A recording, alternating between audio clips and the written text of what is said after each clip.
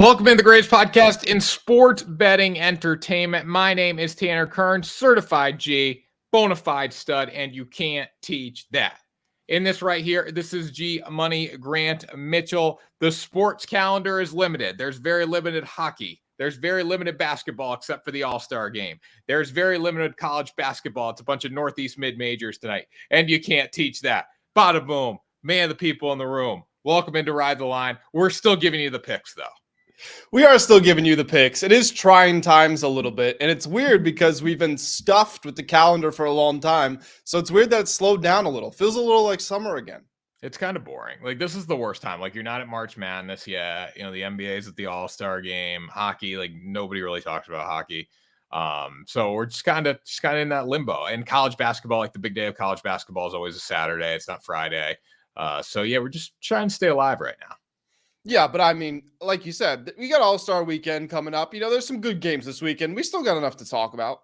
Oh, definitely. We got plenty to talk about. I'm very excited to do that on the show here on Ride the Line. Before we get into that, make sure you follow the page, like the video, subscribe, share, do it all. Guys, let's get this thing to the moon here. It's going to be a lot of fun when we get to March Madness and we get to baseball season. We got stuff going on every day. So make sure you get locked in for that. And it starts right now by subscribing. Tanner, pop quiz. It's not even really a quiz because I don't know the answer. Will a top 2 seed win March Madness? No. Interesting. Going with the underdogs. I don't know. It depends here. Like, everyone's really high on UConn right now. I wouldn't touch UConn. I don't think UConn's as dominant as they were last season, just from watching them every night. I think there's a lot of teams that could win this year because nobody really strikes me as that dominant in college basketball. If you look at some of the results, and I mean, this happens all the time too, but it's happening again this year where it's like number 4 loses on Monday, number 3 loses on Tuesday, number 6 loses on Wednesday. It's like there's just like a constant shuffle in the top 15 or so. Well, let's see what the top 25 is looking like right now. Like, everyone's like, UConn is like leaps and bounds better than everyone, at least in the odds market, and then Purdue as well. But like, I like UConn. Don't get me wrong. I think UConn has a very good shot. It's hard to go back to back though. Purdue, I'm kind of feeling Purdue a little bit. I think they have a chance to make a little bit of a run. They're going to be a 1 seed though. Houston, I don't know. Marquette's the 4th ranked team in the nation. Like, UConn owns them. It's very interesting. Like, Marquette's your 4th ranked team in the country. UConn's number 1, and UConn's would be a upwards of a 6-7 point favorite against Marquette at home. Yeah, I agree with that. But you know, it is part of what makes college basketball and March Madness so special. I mean, if this was the NBA regular season title, you could just lock it up and hand it to UConn. But that's not how it works. It's a bunch of 18-year-old kids, and if they lose one game, they're playing, 2-3 games in a weekend. If they lose once, they're done. Yeah, I kind of like Kansas too. I don't mind Kansas as well. Other than that, though, like, I don't think it could go to more than a 2 seed because looking at the list of college basketball teams in the top 25 right now, the talent gap is very wide for those like later teams. Yeah, for sure. And NIL has helped with that. There's more parity across all of college sports. I mean, there are dominant, pipelines like Georgia in football. They've got all the money in the world, but you do see people talent get spread out as well to teams that probably wouldn't get those kids otherwise. And it comes down to which teams get hot at the right time, like FAU going all the way to the Final Four. I don't think that's going to happen again this year, but they got hot at the right time. They found a way to come back against Kansas State in the Elite Eight, and credit to them. It basically helped UConn. Like, once UConn got to the Final Four last year, there was nobody that could hang with them. And Tanner, if the people need reason to subscribe to the channel, you and I both UConn futures ticket holders last year. Yeah, UConn was pretty easy last year. And again, they looked the part in the tournament. They weren't necessarily as dominant in the regular season, but once the tournament was playing out, there was no doubt UConn was going to win the thing. Because, I mean, San Diego State, UConn, FAU, who's the other one? Was it Miami? Yeah, it was Miami. Yep, Miami. Like, nobody was on their level last year. And I feel like it could be that this year. Like, even though I don't think UConn's as good as they were, I still think the tournament quality is just very bad. So that's why I say UConn, Purdue right now. Those would be my top 2. Yeah, I've got problems with Purdue just because I've got this thing where I don't want to bet on a team that has the quote unquote best player in college basketball who's not going to get drafted into the NBA. Like, that's how I felt about Luke Garza at Iowa. He wins Player of the Year, but he's not. I don't think he got drafted. Maybe he got drafted at the end of the second round. But I mean, if you're literally player number one in college basketball, and it's an argument of if you're going to get drafted. Like, I don't want to touch that. Zach Edey is probably not going to get drafted, maybe going to go at the end of the second round. So am I going to count on him to carry Purdue to a natty? I probably wouldn't. I would probably fade that pick. He's just a big man. Like, that's the thing about him. Like, he's big. Like, Klingon is going to go ahead of Way. Klingon's going to be a top, 10 pick? Probably. So I'd be interested to see what the mock drafts are. Yeah, I think he's supposed to go early first round. I mean, and I think he's just more mobile and agile under the rim. But the odds are pretty good right now. UConn plus 650, Purdue plus 650. So you're getting both those for that price. And then Houston plus 900, Arizona 1100, Tennessee 1500, Auburn 17-1. So like, I just can't see going past a Kansas at 25-1. Like, I don't see anyone winning outside of that Kansas group. Yeah, I mean, I can't blame you for that. But you do have some college basketball picks for Friday, so why don't you share them with us? I do have plenty of college basketball picks. So the way we're going to go, guys, here, we're going to give a couple college basketball picks right now. We'll finish by talking about the NBA All-Star Game. Grant's going to lead that a little more. I got a few picks there, but not as many. I'm focused on Friday, mid-major college basketball. So let's start with, I got 4 picks that I got, but I'm only going to give out 2 today. If you want more, you got to go to the personal social media channels and the WSN channel. But the first one that I'm good plug. Yeah, good plug. Good plug. No free shout outs, but free shout out there. Yale minus 6.5 against Penn. The Yale Bulldogs, they have been printing money for bettors. They are 9-1 in their past 10 games against the spread. Been absolutely sensational. And Penn just really isn't a great team. The Yale is 7-0 in the Ivy League. Penn's 1-6 in the Ivy League. Yale's on that 9-game winning streak. And again, just covering like a crazy person right now. These two teams played on February 3rd. Yale won 74-58. I think Penn's going to get better in this game. There's only room to go up, really, based on how they played. They were 37% from the field, 27% from three. Yale was over 50% on the night, so they might not be as good as they were, but when it comes down to it, defense is going to make the difference in this game. Yale's more balanced, 89th in the KenPom rankings. Penn is 205th, and they're 264th in adjusted defensive efficiency. So just not a team that I want to bet in this spot. Only getting 6.5 points at home here. All starts with sophomore Danny Wolf for Yale. He's been really good, one of the best players in the Ivy League, averaging nearly a double-double, 15-10 double-double on every night. Rebounds, shoots well, 50% from the field, dropped 24 points, 12 rebounds against Penn last time. He's got 3 20-plus point games in his past 5. So just a really good spot for Yale, I think, to get another win over Penn.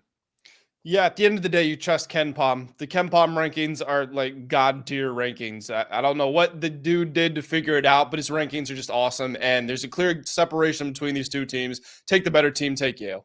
KenPom's like, it's kind of crazy how good KenPom is, because so I had a pick yesterday and I didn't give it on the show, obviously, because we didn't have the show yesterday, but it was Temple versus FAU. And FAU is good, don't get me wrong, but Temple was a 19.5 point underdog against FAU on the road. They ended up losing by 12. So I took the points with Temple. So it was pretty easy cover.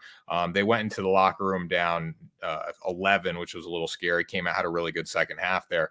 But overall, defensively, Temple was a pretty decent defense. They just can't score. That's their biggest issue. But seeing like how much defense matters in college basketball and seeing where the KenPom rankings were, I'm like 19.5 is way too much. So definitely focused on KenPom. You can see some big differences. And I have another big difference here, Grant, with the KenPom rankings. That's very, very noticeable here. Looking at VCU minus 5.5 against St. Louis tonight. Defense defines VCU. They're 35th in adjusted defensive efficiency from KenPom. St. Louis is 312.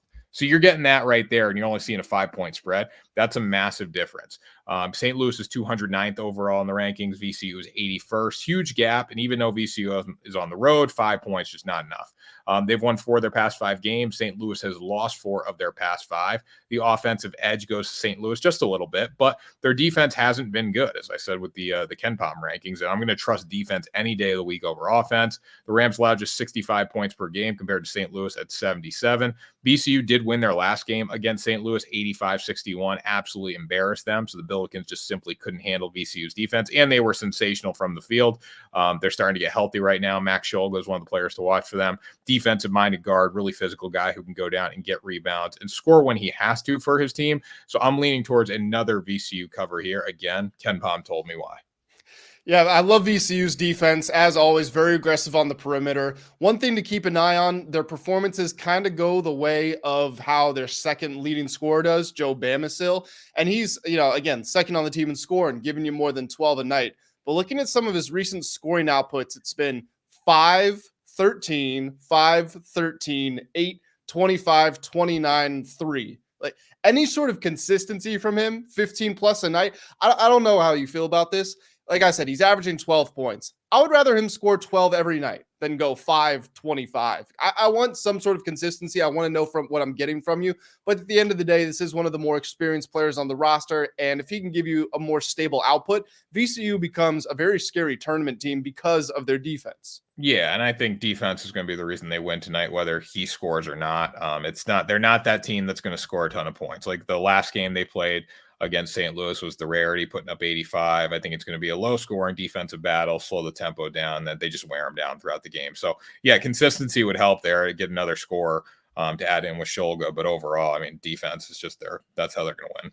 Yeah, for sure. Tanner, I got to admit, I'm a little upset there's no NBA games today because right now things could not be going better for me. If you guys have been following my work on WSN.com, the World Sports Network, as you should be, and as you should be following Tanner's work as well, you will know I'm 62% against the spread in the NBA this season. Like I've been crushing. Went hit the pick yesterday, had the Timberwolves -8.5 against the Blazers. And I also just personally had the Warriors. Can I tell you, by the way, how hard the Warriors tried to throw that game away?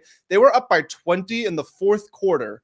They let the Jazz, who have been terrible on offense, terrible on defense recently, they let the Jazz hold them, I think, 5 minutes scoreless in the fourth quarter. Utah made a season high in three-pointers, and then Steph goes to the line late in the game for a chance to get us back to the cover, and he misses a free throw. The best free throw shooter in NBA history. The line was -2.5. I had the Warriors there. They won by 3. Colin Sexton had a wide open, no defender within 5 feet of him, three-pointer at the buzzer. He ended up missing it. But Golden State tried to give that game away. But that was my sweat. And I gotta be honest. We all enjoy a good sweat. So the fact there's no games on Friday is kind of bumming me out. But we do have the All-Star weekend. And I always said that I'm going to take point on this one. So why don't I start off by telling you, I don't know so much if I have a pick on the game itself. I know you do later on. We'll get to that. But I want to talk about the three-point shootout because I think this one's going to be pretty interesting. Damian Lillard won the event last year. He's the favorite at +390. However, he is currently having the worst shooting season of his entire career. If you take out the year where he played 20 games and was injured for most of it, he just hasn't looked right. He's still got his deep ball. He's shooting, I think, 34% from beyond 30 feet, which tells you, he's still got his touch. But I just don't know if I'm looking at him at this heavy of favorite as this heavy of a favorite, considering he has been struggling. And then I think in many ways, a lot of these candidates are flawed, just going down the list. Next, you've got Halliburton. He's coming back from a hamstring strain recently. He's not really in the best rhythm. Trae Young is a high volume three-point shooter, but he's not necessarily the most efficient. He shoots worse than 36% from his career. That's below league average. After that, you got Malik Beasley, who's pretty much entirely a catch and shoot guy. Now he's coming off the rack. Karl Anthony Towns at +700. I mean, we're talking about the guy who's in 5th, and this is the first one I find very interesting. This is a former champion. He won in 2022. He's used to creating his own shot. He doesn't really go that cold from the field.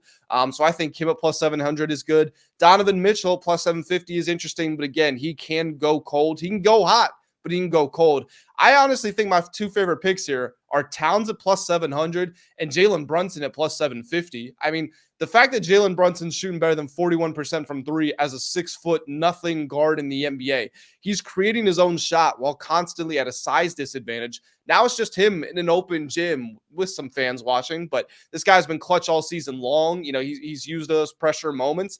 And I know this is his first three-point contest, but I think he can do pretty well. So Towns and Brunson in that +700, +750 range, I think the value is on these guys. Yeah, I totally agree with that. I really like Karl Anthony Towns there. He was caught my eye at +700. I know you're talking about Tyrese Halliburton coming off the injury, but also too, I think being in Indianapolis is also, that's probably a reason the odds are a little better there, playing in front of the home crowd. I don't know how that'll electrify him, but Cat for +700 and Brunson too. I mean, Brunson's having a tremendous year. The Knicks are having a really good year. it seems like Brunson coming to the Big Apple has really just, made him a different vibe kind of player in his career. Like he is that guy now. And we're starting to see that. So I could see him winning this as well. Yeah, I agree. A pick I do like, I touched on it. I would probably bet the under on Malik Beasley's round one score. It's at 20.5. I just don't think he's going to do well. Like he's awesome. He's shooting 45% from three, but it's all pretty much catch and shoot stuff. This is totally different environment. And I just, it's very different when you're in rhythm catching and shooting versus you have to reset, grab it off the rack, find the leather, and then put it back up. So I just don't think he's going to do that well. What is it? Moving on over to the you get three. Is it three for a regular shot and like 4 for the money ball? No, it's 1 for regular and then 2 for the money ball. And there's a whole rack of money balls that they get to pick. Okay. Yeah, I'll take the under on that. Moving on over to the dunk contest. I know you got something here. I think we both have the same pick. We both like Jaylen Brown at plus 420, right? I mean, again, Jaylen Brown plus 420. It's good value there. Mac McGlung. My biggest fear of betting Jaylen Brown, like he doesn't need to win the dunk contest. Like it's amazing he's even competing in the dunk contest.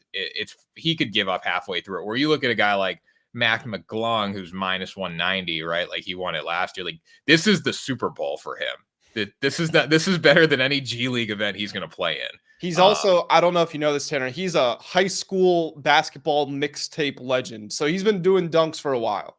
Yeah. So as cool as it is like to see Jaylen Brown in it, like I would probably bet Jaylen Brown. I wouldn't bet minus 190, but I mean, Mac McGlung is like, he probably trains for this, where Jaylen Brown does not train for this.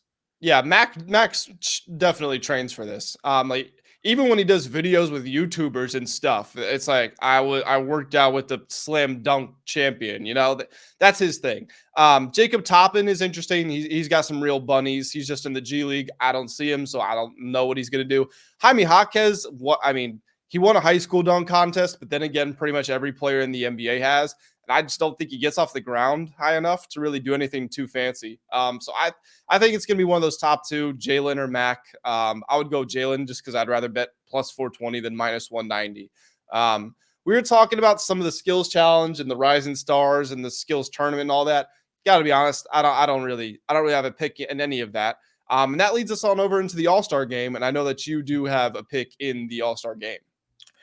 I mean, it's a light pick, but I would say take the over of 362.5. 12 of the past 18 All-Star games have gone over the total, and you're taking the best players in the world, sticking them on the same floor. They all can score, and nobody plays an ounce of defense. So I really wouldn't want to lean under even at such a monstrous total. It's already dropped a point. It was 363.5 down to 362.5, but it can get here quick. Like just looking at the guys who are on the floor for the All-Star game, Tatum, Giannis, Dame, LeBron, like just guys that can do a whole lot of different things with the basketball and put up a ton of points very quickly. So I wouldn't want to mess with the under if you are playing a total. If you don't like the over, I would stay away.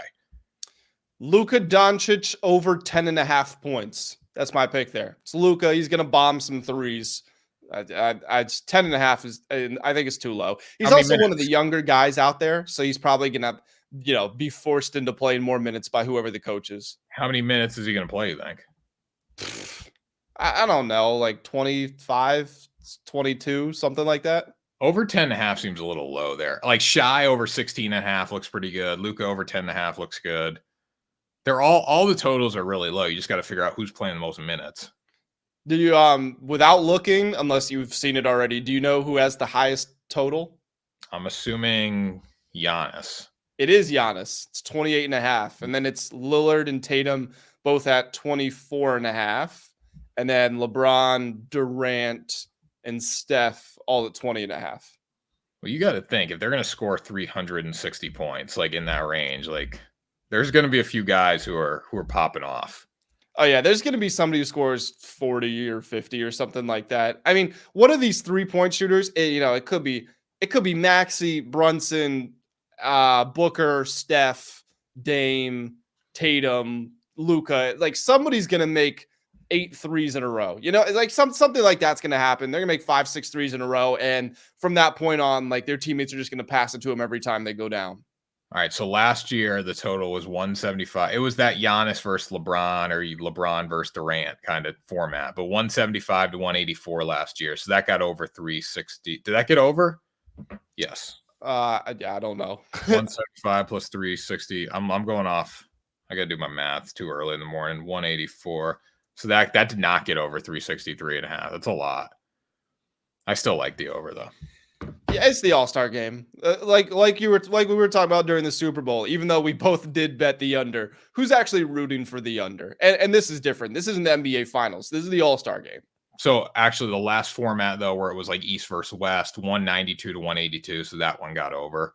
And then 196 to 173. So that one should have gotten over too. So yeah. I'll take it. I'm not playing it under in an All-Star game. You kidding me? Hell no. But Luka, 10.5 points. That's got to be a lock. Should be. He can score as long as he doesn't get too tired. He gets really tired. He's not going to want to play. Yeah, we'll see. It's the All-Star game. They're going to be out there. But Tanner, that does it for our picks on this Friday episode of Ride the Line. We hope you all enjoy the college basketball tonight, this weekend, and we hope you enjoy the All-Star game over the weekend. But that's going to do it. Tanner, go ahead and get us on out of here. That was Ride the Line, the greatest podcast in sports betting entertainment. We'll see you on Monday for another episode.